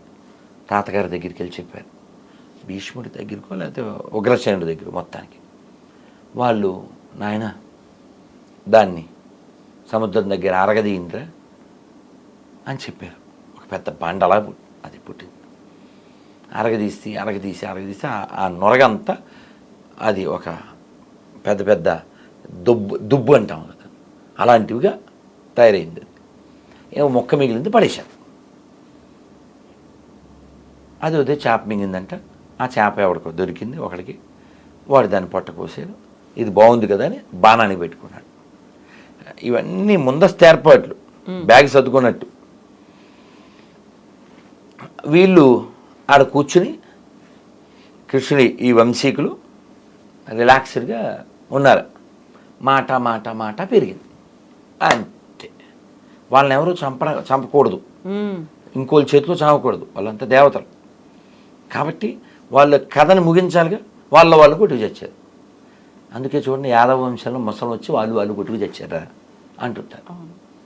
మరి వెనక్కి వెళ్ళాలి వాళ్ళు, నగరమేమో లోపలికి వెళ్ళాలి, వీళ్ళేమో పైకి వెళ్ళాలి, కృష్ణుడు వైకుంఠానికి వెళ్ళాలి. సో వచ్చిన ఏదైతే పర్పస్ ఉందో అది ఫుల్ఫిల్ అయిపోయింది. అయితే ఇక్కడ మీరు ఇంకొక మాట అన్నారు, ఇదంతా జరిగిన తర్వాత పరిసమాప్తి అయిపోయింది, అవతారం మళ్ళీ స్వధామానికి వెళ్ళిపోయాడు అనుకున్న తర్వాత అర్జునుడు కృష్ణుడి భార్యలను తీసుకొని వస్తూ ఉన్నాడు. అందులో రాధ ఉండదు కదా, రాధని ప్రాణంగా ప్రేమించాడు, అంతకు మించి అనుకున్నాడు. అందులోనూ కృష్ణుడి కంటే రాధ వయసు ఎక్కువ పెద్దది అనుకుంటారు కదా, తనెందుకు దూరం పెట్టాడు? ఆ భార్యల్లో తనెందుకు లేదు? లేదు అమ్మా, మనకేం చెప్పారంటే శ్రీకృష్ణ చైతన్య రాధాకృష్ణ నహిరే అన్య. ఇది బెంగాలీ. శ్రీకృష్ణ చైతన్య అంటే రాధాకృష్ణులకి అభిన్నం, అంటే రాధాకృష్ణులే చైతన్య మహాప్రభు అని చెప్పారు. రాధారాణి అంటే ఆహ్లాదిని శక్తి అంటారు. కృష్ణుడు యొక్క ఆనందం ఒక రూపం చేస్తే ఆవిడ రాధారాణి. కాబట్టి రాధారాణి కృష్ణుడు వేరు కాదు, వేరు కాదు, కేవలం లీలా ప్రకటన చేయడానికి మాత్రమే భగవంతుడు రాధారాణిని వచ్చేలా చేయడం జరిగింది. ఈ లీలా ప్రకటన ఇది అర్థం చేసుకోవడానికి మనకి కాస్త మెచ్యూరిటీ ఉండాలి. పైపైన చూస్తే అపరాధం చేస్తాం. అందుకని మనం షడ్గోస్వాములు రచించిన సాహిత్యాన్ని చదవాలి. చాలా శ్రద్ధగా, చాలా వినయంగా, భౌతికమైన భావనతో కాకుండా అప్పుడు మనం కూడా ప్యూరిఫై అవుతాం. అంతేగాని ఏదో క్యాజువల్గా అలా డిస్కస్ చేయడానికి లేదు. అందుకే బృందావనంలో ఎవరంటే వాళ్ళు అడుగు పెట్టలేరు. మేము ఇస్కాన్లో జాయిన్ అయ్యాక 4 ఏళ్ల తర్వాత బృందావనం వెళ్తాను అని అనుకోలేదు. ఏదో అన్ని సిటీల్లాగే అది ఒకటి కాదు, గ్యారంటీగా చెప్తాను. చాలామందికి జరిగింది. నేను వెళ్ళగలను అనుకుని నువ్వు ఆగ్రా దాకా వెళ్ళగలవు, మహా అయితే మధుర దాకా వెళ్ళగలరు. గర్వం చేత వెళ్తే మాత్రం Radharani not allowed you to బృందావనంలో అడుగు పెట్టలేవు. ఎందుకని తప్త కాంచన గౌరాంగి రాధే బృందావనేశ్వరి వృషభానుసుతే దేవి ప్రణమామి హరిప్రియే. రాధే బృందావనేశ్వరి అంటే బృందావనానికి అధిపతి ఎవరంటే రాధారాణి. అలాగే మీరు మాట అన్నారు, రాధారాణి కృష్ణుడి కంటే పెద్దది అని. మేము ఈ డౌట్స్ అన్నీ ఒక 25 ఏళ్ల క్రితమే మా గురువుగారిని అడిగాం. అంటే జనసామాన్యంలో ఉన్నవి కదా ఇవన్నీ. కృష్ణుడి మీద రాధారాణి నెల 15 రోజులు చిన్నది. వృషభాను మహారాజుకి ఒక కమలంలో ఒక సరస్సులో ఆవిడ దొరికింది. మన సీతాదేవి ఎలా అయితే జనక మహారాజుకి దొరికిందో అలాగా ఆవిడ పుట్టిన తర్వాత దొరికిన తర్వాత ఉయ్యాల్లో వేశారు, కళ్ళు తెరవలేదు ఆవిడ. వాళ్ళు చాలా అయ్యో ఈ ముద్దులు మూట కట్టే పసిపాప కళ్ళు తెరవలేదని. తర్వాత యశోదామాయి నందమహారాజు ఈ వృషభాను మహారాజు యొక్క ఇంటికి వచ్చారు చిన్ని కృష్ణుని తీసుకుని. కృష్ణుడు ఆడుతూ వెళ్ళి ఆ ఉయ్యాలను పట్టుకున్నాడు. కృష్ణుడు ఎప్పుడైతే ఆ ఉయ్యాల పట్టుకుని నిలబడ్డాడో అప్పుడు ఆవిడ కళ్ళు తెరిచింది. అంటే కృష్ణుని మాత్రమే చూస్తుంది. సీతాదేవి గురించి చెప్తూ సింహాచల శాస్త్రి గారు గొప్ప హరికథకులు వారు అంటారు, సీతాదేవికి రాముడు ఒక్కడే తెలుసు, మనకు రాముడు తప్ప అన్నీ తెలుసు అంటారు. అలాగా రాధారాణి కృష్ణుడికి అభిన్నం, కేవలం ఆనందం, ఆహ్లాదిని శక్తి. భగవంతుడికి 3 శక్తులు ఉంటాయి. అంతరంగ శక్తి అంటే రాధారాణి, బాహ్య శక్తి అంటే ఈ భౌతిక ప్రపంచం. మనం అందరం కూడా భగవంతుడి యొక్క న్యూట్రల్, అంటే మనకు ఒక ఇచ్చ ఉంది. మనం ఇటు ఉండొచ్చు, అటు ఉండొచ్చు, అటైనా ఉండొచ్చు, ఇటైనా ఉండొచ్చు. ఇటు అటు కాదు, ఇటు కానీ అటు కానీ ఉండొచ్చు ఒకవైపు. అది గోన గన్నారెడ్డిలాగా ఆడా ఉంటా ఏడా ఉంటానని అనడం కుదరదు. మనకు ఒక స్వతంత్రం ఉంది జీవులకి. ఆ స్వతంత్రాన్ని మనం సరిగా ఉపయోగిస్తే భగవంతుడి వైపు ఉంటాం, మనం మిస్యూజ్ చేస్తే భౌతిక ప్రపంచంలో ఉంటాం. ఆ చాయిస్ మనది. కాబట్టి బుద్ధిమంతుడైన వాడు శాస్త్రాలు చదవడం ద్వారా, వినడం ద్వారా, గురువుని ఆశ్రయించడం ద్వారా, మళ్ళీ పుట్టకుండా ఉండడం ఎలా ఈ ప్లాన్ చేస్తాడు. ఇక్కడ ఉండటం కుదరదు కదా. చాలా బాగుంది స్టూడియో, చాలా బాగుంది కారు, చాలా బాగుంది ఇల్లు, కానీ ఇవన్నీ అశాశ్వతం. యదృశ్యం తన్నశ్యం. మొన్న ఆ మధ్య మీకు గుర్తుందా టర్కీలో అవును. 34 అంతస్తుల బిల్డింగ్ ఓనర్ 17 సెకండ్లో బెగరైపోయాడు. ఎందుకు? భూకంపం. మీకు గుర్తుందా ఒక 15 ఏళ్ల క్రితం కర్నూలులో వరదలు వచ్చింది, మొత్తం ముంచెత్తింది. కర్నూలు సిటీలోకి వరద రావడం ఏంటి? బ్రహ్మంగారు ఎప్పుడో అయిపోయారు, వచ్చేసింది. కర్నూలు జిల్లాలో చాలా నష్టం జరిగింది. ఆ ఫోటోలు కొన్ని చూస్తే చాలా బాధగా ఉంటాయి. 40 ఎకరాల ఆసామి మట్టి బురద అంటుకున్న బ్రెడ్ తింటున్నాడు. ఏం చేయాలి? కాబట్టి ఎప్పుడు ఇలా ఉంటాను అని ఎప్పుడు అనుకోకూడదు. ఇది ఒకటి చెప్తాను, తర్వాత మీరు అడుగుదురు. అర్జునుడు తీసుకొస్తున్నాడు కదా, ఆ తీసుకొస్తున్నప్పుడు తను ఇలా ఫెయిల్ అయ్యాడు. మరి అదేంటి, వాళ్ళు రక్షించబడాలిగా. ఇది కూడా మీ ప్రశ్నేగా. ఇప్పుడు ఆ ద్వారకలో ఉన్న వాళ్ళ విషయం మీకు చెప్పాను. వాళ్ళకి వికెట్ చేయాలి. వికెట్ చేయాలంటే ఏదో వికెట్ పట్టుకుని కొట్టుకోవాలి, వాళ్ళని ఇంకోటి చంపకూడదు, వాళ్ళని వాళ్ళే కొట్టుకోవాలి కదా. అక్కడే సమాప్తం. ప్రోగ్రామ్ వైండప్ చేయాలి. ఇక పెద్ద ఆయన వెళ్ళిపోతున్నారు, ఇంకా మిగిలిన రావాలి, అక్కడ వెళ్ళిపోవాలి కదా, ముందు ఏర్పాట్లు. సో కాబట్టి అక్కడ రీజన్ కావాలి, ఆ రీజన్ కోసం మొసలం, తద్వారా అది వైండప్. మరి వీళ్ళెవరు?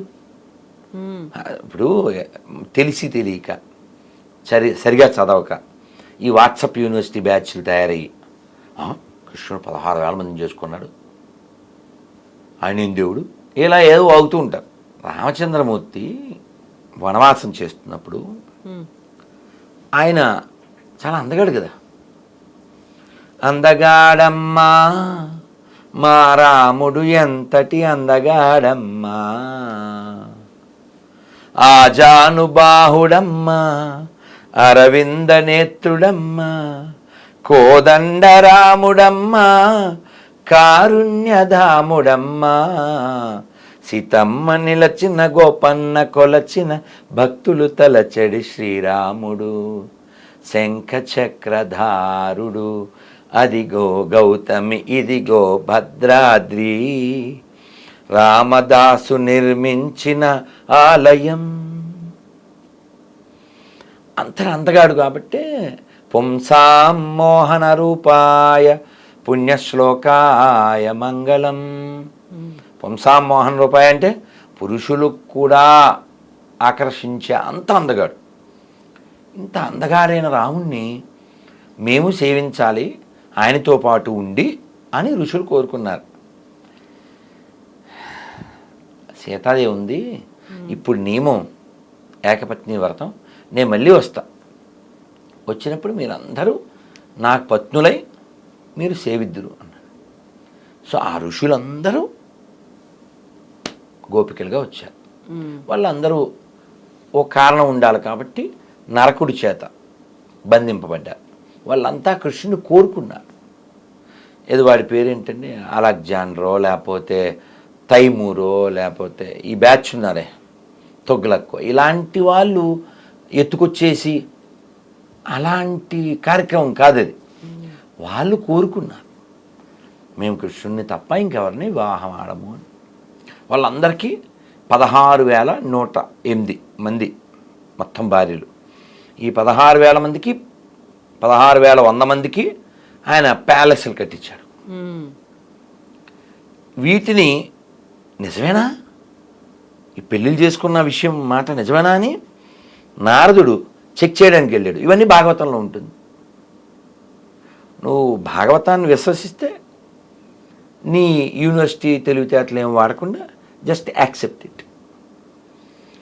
అలా ఈ ఋషులందరూ ఆయన భార్యలుగా ఉండి భగవంతుడి సాంగత్యాన్ని పొంది భగవంతుడు ఇంకా వైకుంఠానికి వెళ్ళిపోయాడు. వాళ్ళు కూడా వాళ్ళ స్వస్థలాలకు వెళ్ళిపోవాలి, మరి ఏదో విధంగా ప్యాకప్ అయిపోవాలి. అర్జునుడి మహాప్రస్థానం, ఆయన వెళ్ళిపోవాలి. సో వీళ్ళందరూ ఈ ఆటవికుల ద్వారా లాక్కెళ్ళిపోయారు. లాక్కి వెళ్ళిపోతే ఇది కూడా చెప్పాలి, ద్వారక దగ్గర గోపీ తలాబ్ అని ఉంటుంది. మేము వెళ్తూ ఉంటే ఈ తిలకం పెట్టుకుంటామే అక్కడే దొరుకుతుంది. ఇప్పటికీ మామూలుగా 20-30 రూపాయలు ఇంత మొక్క ఉండేది, అక్కడ ఇంత దొరికేస్తుంది 20 రూపాయలకి. అలా చెప్తున్నా, చాలా స్వచ్ఛంగా. ఆ గోపీ తలాబ్ ఏమిటి అంటే ఈ ఆటవికుల చేత కొనిపోబడుతున్నటువంటి కృష్ణుడి యొక్క భార్యలు, వాళ్ళకి ఆటవికులు అంటేనే కల్చర్ ఉండదు అని కదా, వాళ్ళు మనం పెళ్లి చేసుకుందాం అన్నారు కృష్ణుడి భార్య వాళ్ళు. సరే మేము స్నానం చేసి వస్తాం, మరి నడిచి వచ్చాం కదా అన్నారు. అలాగే అన్నారు వాళ్ళు. వీళ్ళందరూ ఆ పెద్ద సరస్సులో దిగారు. దిగినప్పుడు స్త్రీలు, బయటకు వచ్చినప్పుడు గడ్డాలం వేశారు. ఇంక వాళ్ళు ఎవరిని పెళ్లి చేసుకుంటారు?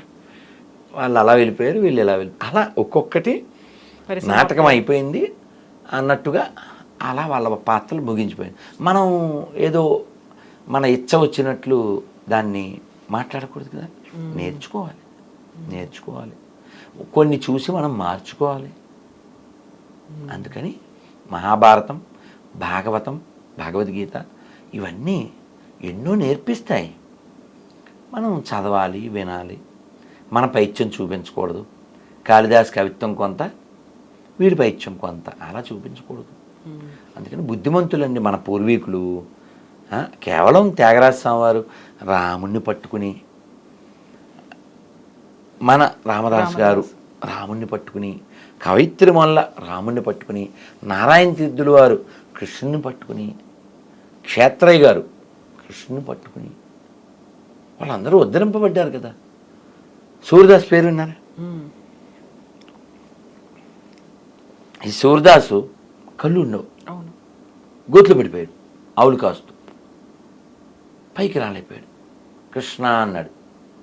కృష్ణుడు వచ్చాడు, కళ్ళు ఇచ్చాడు, పైకి తీశాడు. స్వామి చాలా సంతోషం, ఇంక తీసేసుకో అన్నాడు. అదేంటి, ఎవరైనా కళ్ళు ఇస్తే వెనక్కి తీసుకోమంటారా? అది ఉండొచ్చు కదరా, ఉంచుకోవచ్చు కదా అని. వద్దు స్వామి, ఇన్ని రోజులు నేను ఈ ప్రపంచాన్ని చూడలేదు, ఇప్పుడు నువ్వు కళ్ళు ఇచ్చావు, నిన్ను చూశాను, ఇంకా చాలు. ప్రపంచాన్ని చూడడానికి ఇది ఎందుకు, వేస్ట్. నిన్ను చూడడానికి ఇవి. ఈ మాట ఎవరు చెప్పారు? పోతన చెప్పారు. ఏమని? అచ్చ తెలుగులో, సురరక్షకునిగాంచు చూడ్కులు. మంచి కళ్ళు అంటే సుర అంటే దేవతలు, సుర రక్షకుడు అంటే దేవతలను రక్షించు వాణ్ణి చూసేవి మంచి కళ్ళు అంటే విష్ణువుని. విష్ణునా కర్ణించు వీణులు, శ్రీనాథు వర్ణించు జిహ్వ, దేవదేవుని చింతించు దినము, మధువైరిదవలిన మనము, చక్రహస్తుని ప్రకటించు చదువు, తండ్రి హరిజేరుమని అనడువాడు తండ్రి. కాబట్టి మనకి పద్యాల్లో, పాటల్లో ఎన్నో నేర్పించారు. మనం మూర్ఖులమై చాలా తెలివైన వాళ్ళం అనుకుంటూ శరీరాన్ని పాడు చేసుకుంటూ, మనస్సును పాడు చేసుకుంటూ, వాతావరణాన్ని పాడు చేసుకుంటూ, మన అతి తెలివితేటల చేత ఆయుర్దాయాన్ని తగ్గించుకుంటూ, మన పూర్వీకులు ఏం చెప్పారండి? Simple living, high thinking. Simple living, high thinking. ఇప్పుడు ఏం చేస్తున్నారు? Simply living, no thinking. నిన్న ఓ డాక్టర్ గారు చెప్తున్నారు, మా పిల్లలు కూడా 7ంటికి లేపితే ఎందుకు, ఎవరు లేచారు, ఎందుకు లేపుతారు అంటున్నారు అని బంగపోయారు. 7ంటికి లేపితే ఎందుకు లేపుతారు అని పిల్లలు అడుగుతున్నారంటే ఏమిటి అర్థం? 7ంటికంటే ఎర్లీ, కానీ యాక్చువల్గా ఇంటికి లేవాలి 4 బ్రహ్మముహూర్తం. ఎవరైతే తొందరగా లేస్తారో వాళ్ళకి ఆరోగ్యం బాగుంటుంది, ఆయుర్దాయం ఉంటుంది. లేటుగా పడుకుంటున్నారు, లేటుగా లేస్తున్నారు, తొందరగా లేట్ అయిపోతున్నారు. లేట్ అంటే పేరు ముందే LET. మళ్ళీ లేట్లో ప్లేట్లు తింటున్నారు, 4 AM కూడా తింటున్నారు. దానికోసం స్ట్రీట్లు పెట్టారు. ఇక్కడ కూడా ఉంది, ఎక్కడో తెలియదు. నేను ఒకసారి స్ట్రీట్ ఉంది, ఫుడ్ కార్నర్స్ అవుతున్నాయి. విజయవాడలో ఈట్ స్ట్రీట్ దాని పేరు. ఇక్కడ అక్కడ ఇది ఏంటిది? This is not human culture. పక్షుల పిన్న తింటాయి రాత్రులు, అందుకే వేమన గడ్డి పెట్టాడు. చీమ సిద్ధజ్ఞాని, కుక్క కాలజ్ఞాని, పంది పరమజ్ఞాని, మనిషి అజ్ఞాని. చాలా వివరం ఉంది అందులో, చాలా తెలుసుకున్న వాళ్ళకి తెలుసుకున్నంత. క్షేమ సిద్ధ. మీరు ఏదో అడగబోతున్నారు. అవును స్వామి. ఇప్పుడు కృష్ణుడి గురించి ఇంత మాట్లాడుకున్న తర్వాత అమ్మ, ఉన్నటువంటి అపోహలు, అనుమానాలు వీటన్నిటి గురించి మాట్లాడుకోవాలనుకున్నప్పుడు కృష్ణ పరమాత్మని పూజిస్తే కష్టాలు తప్పవు అనేది ఎందుకు వచ్చింది? ఎందుకంటుంటారు అలా? డ్రైవింగ్ వచ్చినోడికే కదా నమ్మకం ఉంటేనే కదా మనం డ్రైవింగ్ సీట్ ఇస్తాం.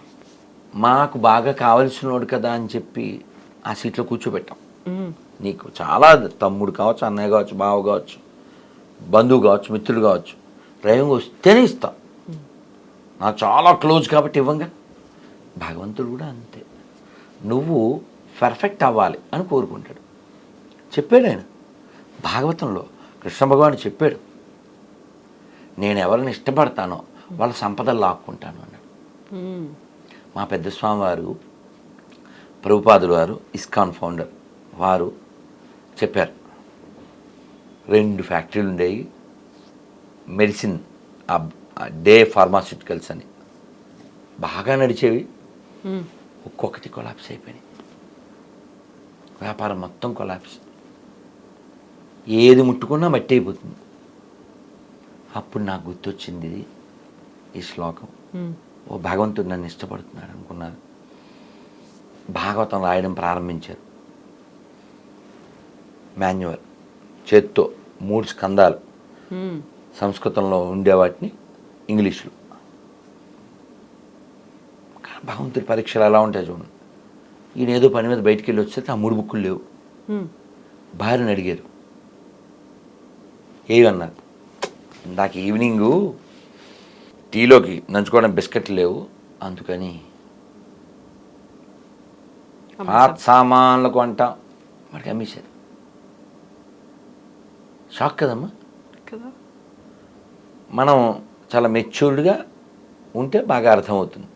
ఆయన అడిగారు, నీకు బిస్కెట్లు ముఖ్యమా నేను ముఖ్యమా? ఆవిడ చాలా కూల్గా బిస్కెట్లు అని చెప్పింది.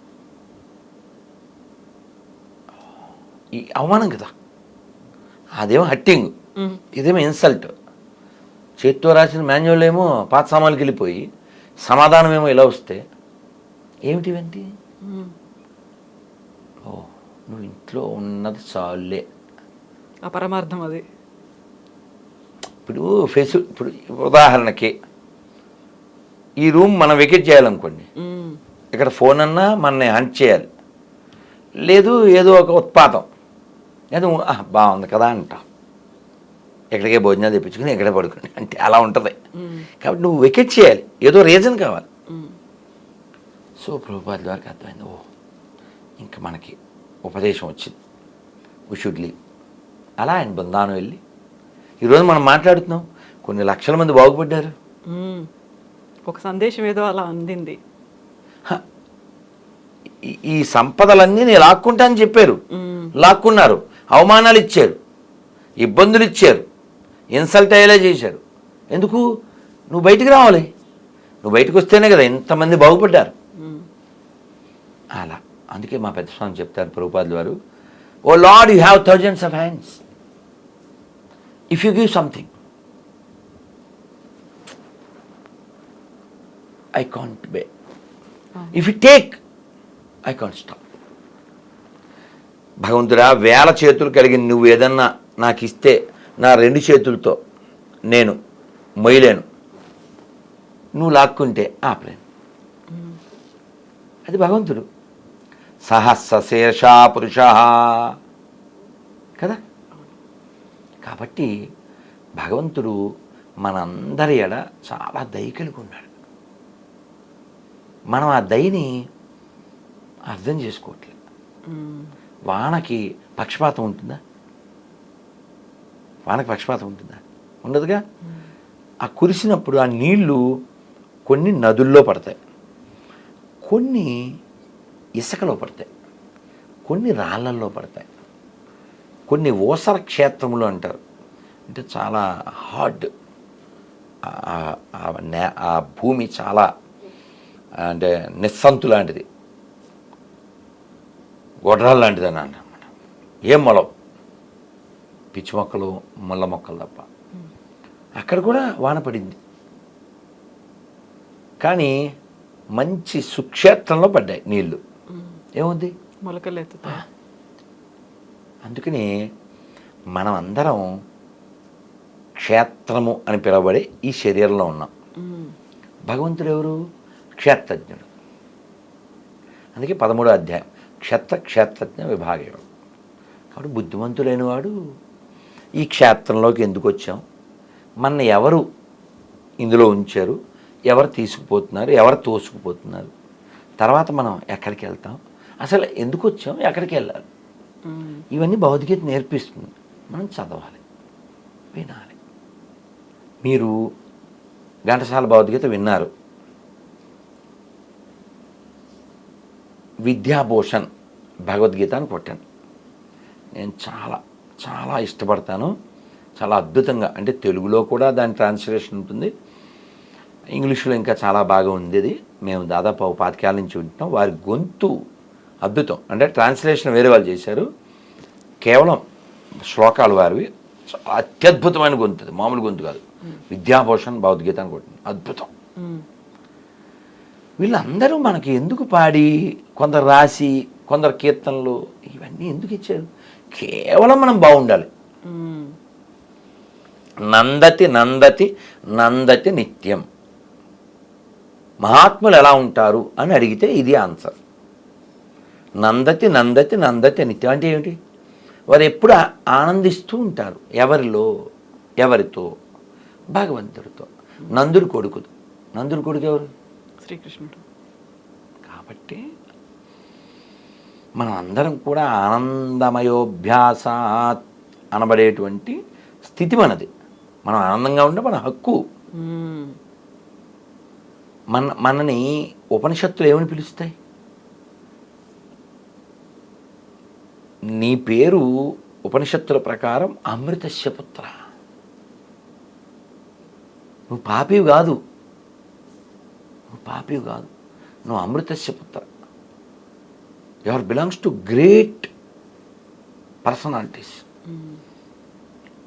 కాబట్టి మన పూర్వీకులు మనని ఆనందంగా ఉండడం ఎలాగో నేర్పించి మనకి ఎన్నో ఇచ్చి వెళ్ళారు.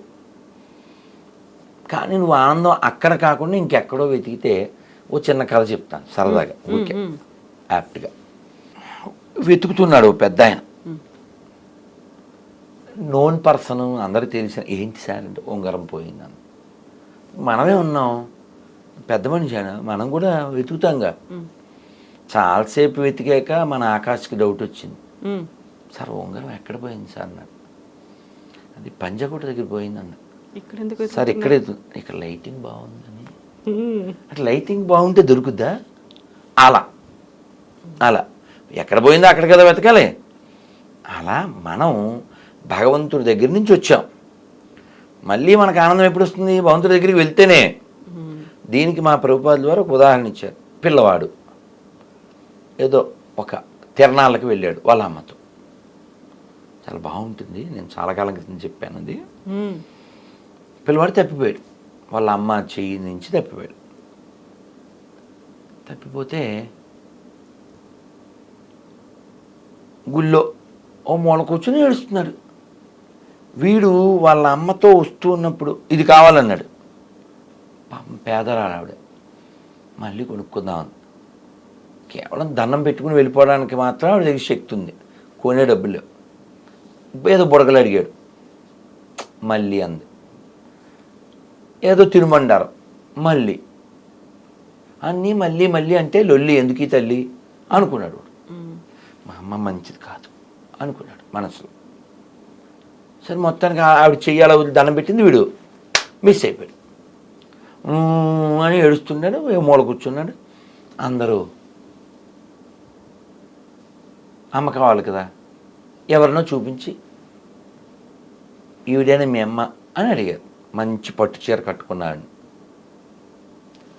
మా అమ్మ చాలా బాగుంటుంది అంటున్నాడు.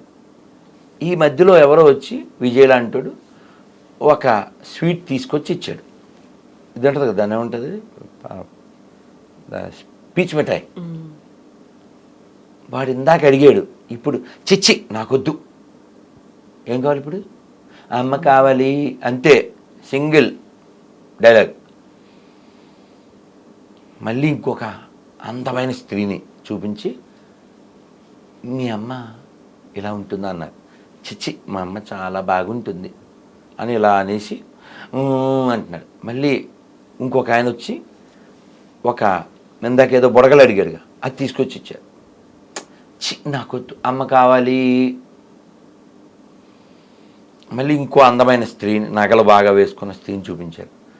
మీ అమ్మ ఎలా ఉంటున్నారు? మా అమ్మ చాలా బాగుంటుంది ఇలా అనేసి మళ్ళీ ఏడుస్తున్నాడు. మళ్ళీ వీడికి ఏదో బట్టలు అన్న ఏమొద్దన్నాడు. ఫైనల్గా ఏడుస్తూ ఒక మాసిపోయిన బట్టలతో, చెరిగిపోయిన జుట్టుతో, కళ్ళు లోపలికి వెళ్ళిపోయిన ఒక నల్లని స్త్రీ బాబు అని వచ్చి ఎత్తుకుంది. వీడు ఏం చెప్పాడు ఇందాక మనకి? వీళ్ళ అమ్మ ఎలా ఉంటుందని చెప్పాడు. లొల్లి చేసి అమ్మొద్దు మనకి అనుకున్నాడు. ముందు వీళ్ళందరూ అది తిను ఇది అన్నట్టు ఏమన్నాడు, అంత ఆ పట్టు చీరావిని, ఆ తెల్లగా ఉండేవాడిని, ఆ బంగారం వేసుకున్నావిని చూపిస్తే ఏమన్నాడు, మా అమ్మ చాలా బాగుంటుంది అన్నాడు. ఇప్పుడు ఈవిడ రంగు, ఈవిడ ఆకారానికి ఆ ముగ్గురు స్త్రీలకి అసలు ఏమైనా సాపత్యం ఉందా? పోనీ ఈ అబ్బాయి అబద్ధం చెప్పాడా? చెప్పండి. కాకుండా వాడి కళ్ళకి అందంగా కనిపించింది, మిస్ అయ్యాడు కాబట్టి. కాదు కాదు, సౌందర్యము అంటేనే అమ్మ. అసలు ప్రపంచంలో అందమైనది అమ్మ ఒక్కతే. అటువంటి అమ్మ మీద శంకరాచార్యుల వారు సౌందర్యలహరి రాశారు. అందుకే సినిమాల్లో పాడుకోవడానికి కాదు, సౌందర్యం అంటే అమ్మదే. ప్రపంచంలో అమ్మ కంటే అందమైంది ఇంకెవ్వరు ఉండరు. మొన్న శివరాత్రి మా అమ్మ పుట్టినరోజు, అదే రోజు మహిళా దినోత్సవం. సో నా జీవితంలో నాకు పరిచయమైన మొట్టమొదటి మహిళకి నా సాష్టాంగం అని స్టేజ్ మీదే సాష్టాంగం చేసి అక్కడ ఉన్న తల్లులందరికీ కూడా సాష్టాంగం చేసి నా ఉపన్యాసం ఇచ్చా. కాబట్టి ఈ ఉదాహరణ ఎందుకు అంటే, పిల్లవాడికి వాళ్ళ అమ్మ వచ్చిన తర్వాతే మనశ్శాంతి వచ్చింది, సంతోషం వచ్చింది. ఆ బొమ్మలు, ఆ పీచు మిఠాయిలు, ఆ బట్టలు ఏవి సంతోషాన్ని ఇవ్వలేదు. అలా ఈ ప్రపంచంలో నువ్వు భగవంతుణ్ణి పొందితేనే నీకు నిజమైన ఆనందం. ఈ కనబడేవేవి కాదు, అసలు అది దాని అర్థం. అయితే ఇప్పుడు ఇస్కాన్ దేవాలయాల్లో ప్రతి చోట కృష్ణ పరమాత్మతో పాటుగా తులసి మొక్క ఉంటుంది. అండ్ మీరు వేసుకున్నటువంటి దీక్షలో కూడా తులసి మాల అనేది కంపల్సరీ ఉంటుంది. తులసికి ఉన్నటువంటి అంత ప్రాధాన్యత, ప్రాముఖ్యత ఏంటి? మేము రోజు తులసమ్మకి ప్రణామం చేస్తాం, హారతి ఇస్తాం, ప్రదక్షిణ చేస్తాం, కీర్తన చేస్తాం, నీళ్ళు పోస్తాం, ఇన్ని చేస్తాం. మీరు ఖాళీగా ఉన్నప్పుడు అయిపోయిన తర్వాత ఒకసారి సరదాగా త్యాగయ్య సినిమా సాంగ్స్ కొట్టండి, నాగయ్య గారి త్యాగయ్య. అందులో మంచి పాట, ఆవిడకి అసలు దండం పెట్టాలి, ఎంత బాగుంటుందో ఆ పాట. ఆవిడ పూజ చేసే విధానం, జై కృష్ణ తులసి, జై కృష్ణ తులసి అంటూ చాలా అద్భుతంగా ఉంటుంది.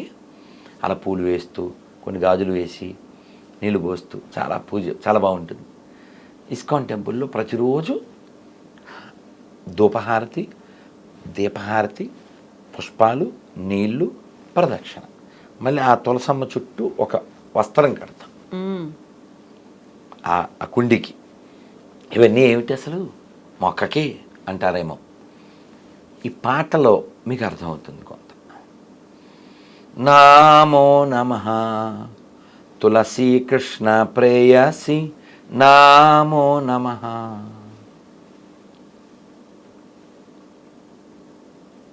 ఈ కీర్తన ఒక 4 చరణాలు ఉంటాయి.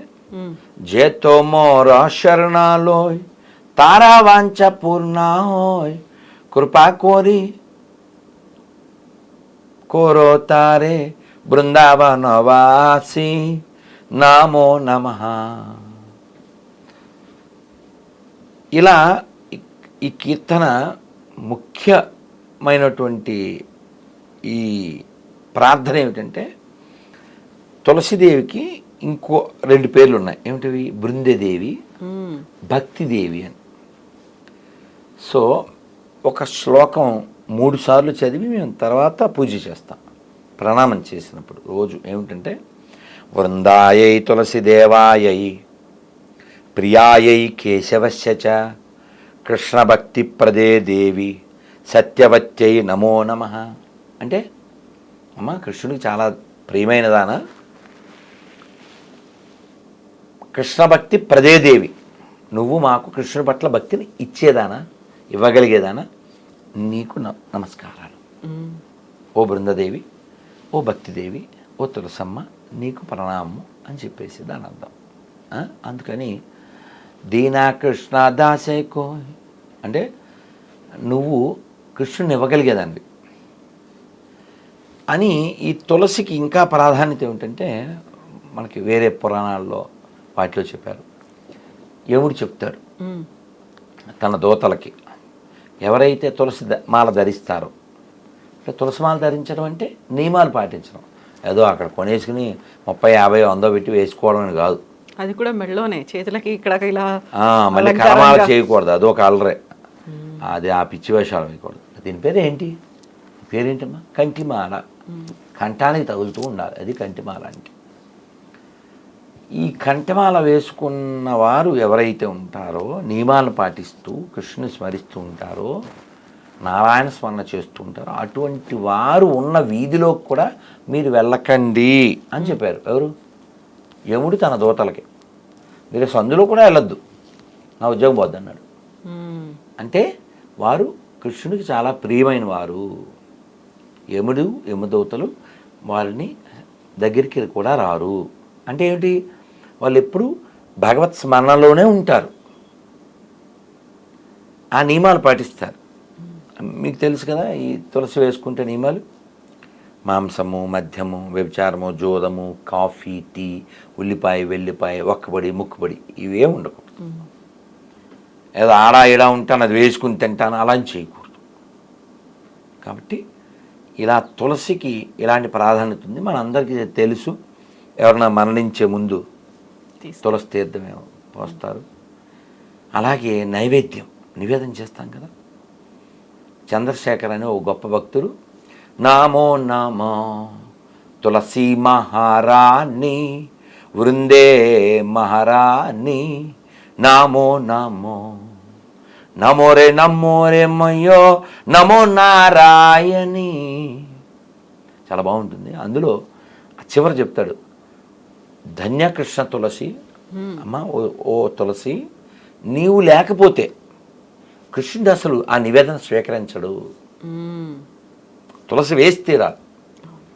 తులసి ఒకటి, బిల్వం, ఈ రెండింటికి ఒక గొప్ప లక్షణం ఏంటంటే, మామూలుగా మనం ఇవాళ పూలు పెట్టామండి, రేపు పెడతాం, వాటిని పెట్టకూడదు కదా.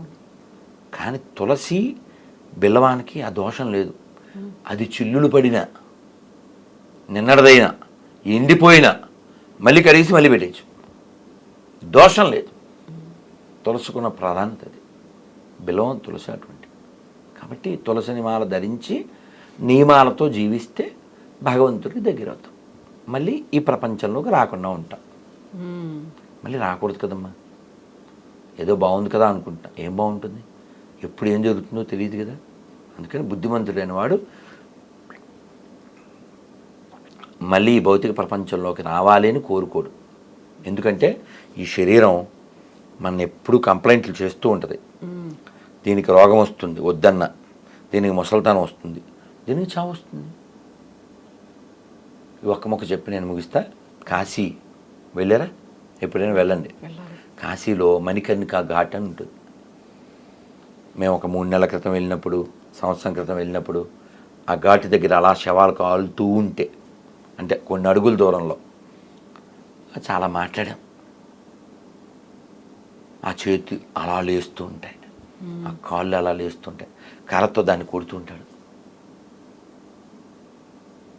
ఆ కాళ్ళు కూడా మన కాళ్ళు లాంటివేగా, ఆ చేతులు మన చేతులు లాంటివేగా.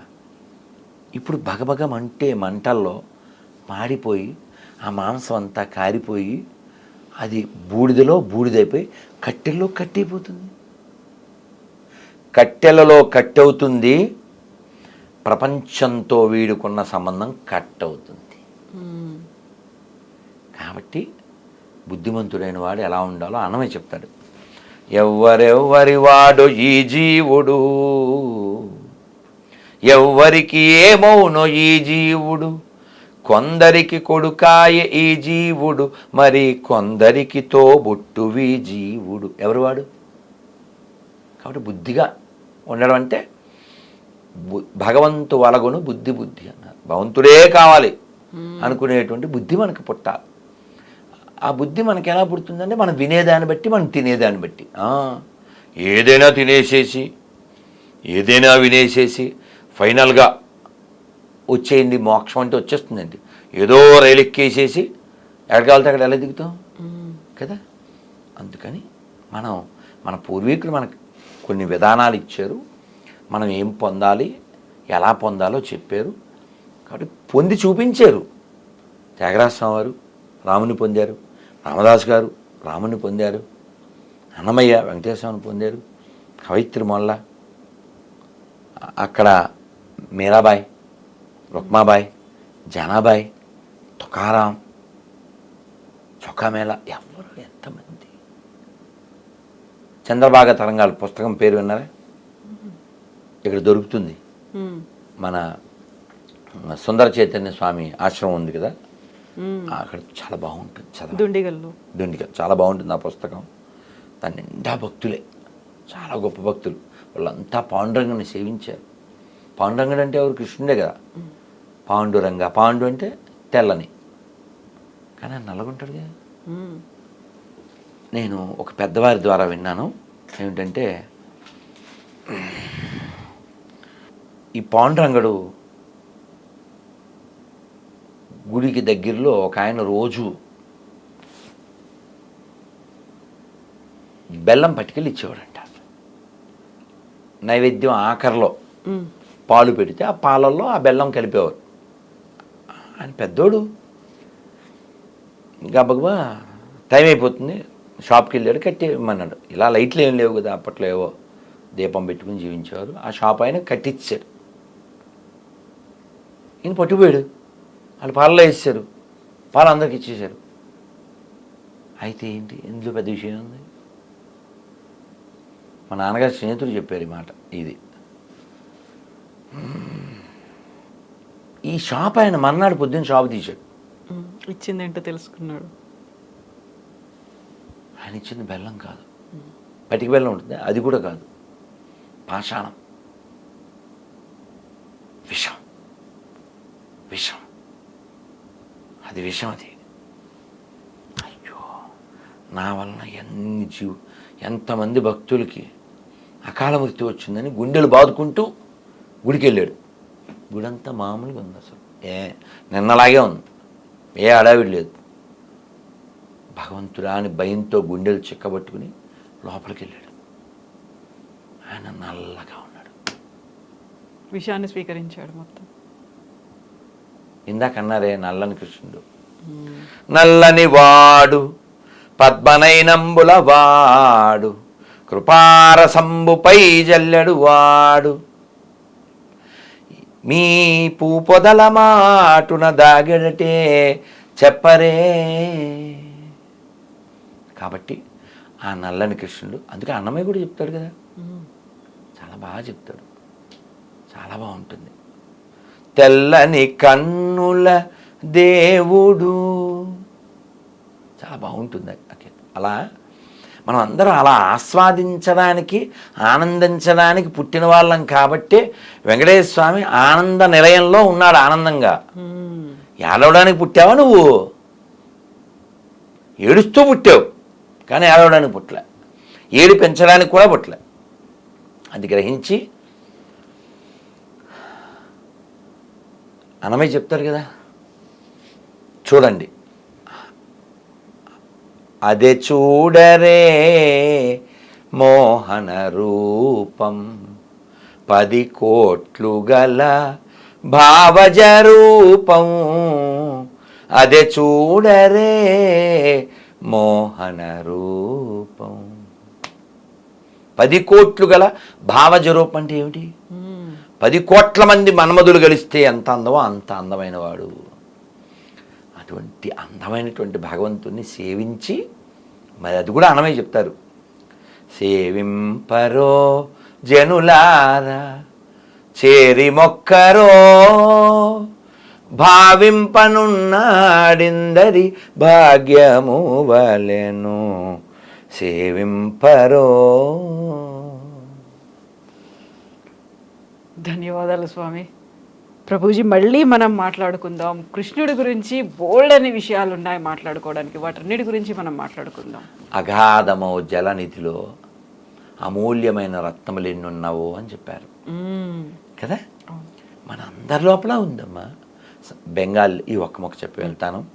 ఇప్పుడు నేనేవైతే అన్నమయ్య కీర్తన పాడానో అదంతా కూడా తెలుగువారికి గరిమెల్ల బాలకృష్ణ ప్రసాద్ గారి దయ. వారి కంఠం అమృతం కదా, అమృత భాండం. అంటే చాలామంది పాడారు, ఎంఎస్ సుబ్బలక్ష్మి గారు పాడారు, కానీ అన్నమయ్య కీర్తనలు ఎక్కువ మందికి అందడానికి వారి యొక్క దయ, వారి యొక్క తపన, వారి తపస్సే కారణం. మీరు వారిని కూడా ఇంటర్వ్యూ చేయండి. చాలా ఎంత అమృతం అది కదా. అలాగే సింహాచల శాస్త్రి గారిని కూడా ఇంటర్వ్యూ చేయండి. ఎందుకన్నా అంటే సింహాచల శాస్త్రి గారు ఈ కాలానికి తగ్గట్టు పిల్లవాళ్ళకి అర్థమయ్యేలా చెప్తారు. ఉదాహరణకి ఎప్పటికీ ఏది ప్రస్తుతం అప్పటికా మాటలు అది తెలుసు. దాన్ని అంత ఎంత బాగా చెప్తా అంటే ఎప్పటికయ్యేది ప్రస్తుతం ఆ టాకు టాకి అదస్సను హట్టింపక హట్టవ్వక ఎస్కేప్ అయి తిరుగువాడు ఎక్స్పర్ట్ సుమతి. ఇలా చెప్తారు. చాలా మంచి కంఠం, మంచి గానం, మంచి గాత్రం, అద్భుతం. ఇలాంటి వాళ్ళు ఎందరో పుట్టిన నేలలో మనం ఉన్నాం. We are living with them. ఇంత అమృతాన్ని వదిలేసి ఏంటో బెంగాల్లో మాట ఉంది ఏంటంటే నిత్య సిద్ధ కృష్ణ ప్రేమ సాధ్య కబూనాయ్ శ్రవణాది శుద్ధ చిత్తే కరయోదాయ్. అంటే బెంగాలీ కదా, తెలుగులో చెప్తా. నిత్య సిద్ధ కృష్ణ ప్రేమ సాధ్య కబూనాయ్ అంటే ప్రతి హృదయంలో కృష్ణుడి పట్ల ప్రేమ నిగూఢంగా ఉంది. It's covered. నిత్యసిద్ధ కృష్ణ ప్రేమ సాధ్యకమున ఈ లోపల అందరికీ కృష్ణుడి పట్ల ఉన్న ప్రేమ బయటికి ఎలా వస్తుంది? శ్రవణాది శుద్ధ చిత్త కరయోదాయ్. వినడం ద్వారా, జపం చేయడం ద్వారా ఆ భక్తి బయటికి వస్తుంది అన్నారు. అందుకనే అందరి లోపల ఉన్న ఆ కృష్ణ ప్రేమ బయటికి రావాలి, అందరూ ఆనందంగా జీవించాలి అనే కోరిక చేత శ్రీల ప్రభుపాదుల వారి ప్రపంచం ఈ కృష్ణ భక్తిని ప్రచారం చేసి కొన్ని కోట్ల మంది ఆనందానికి వారు మార్గం వేసి ఇంకా కోట్ల మంది ఆ మార్గంలో నడుస్తున్నారు. దానికి ప్రధానమైన ఆయువు పట్టు హరే కృష్ణ కృష్ణ కృష్ణ హరే హరే, హరే రామ రామ రామ హరే హరే. ఇది కలియుగంలో అందరినీ ఉద్ధరించేటువంటి మహామంత్రం. ఏదో కేవలం ఇస్కానోలు చెప్పింది అని కాదు. ఇది కలిసంతన ఉపనిషత్తులో చెప్పారు వ్యాసులు వారు, నారదుడు ఈ ప్రశ్నలో వచ్చినటువంటిది. కాబట్టి ఇది అందరి కోసం ఇవ్వబడింది. ఈ మంత్రాన్ని పట్టుకుని ఎందరో ఉద్ధరింపబడ్డారు. మన తెలుగు నేల మీద కూడా అందరూ ఉద్ధరింపబడాలని కోరుకుందాం. హరే కృష్ణ. హరే కృష్ణ ప్రభుజీ. మళ్ళీ మనం మాట్లాడుకుందాం. చాలా చాలా సంతోషం. జై ద్వారకాధీష్ భగవానికి. జై. హరే కృష్ణ.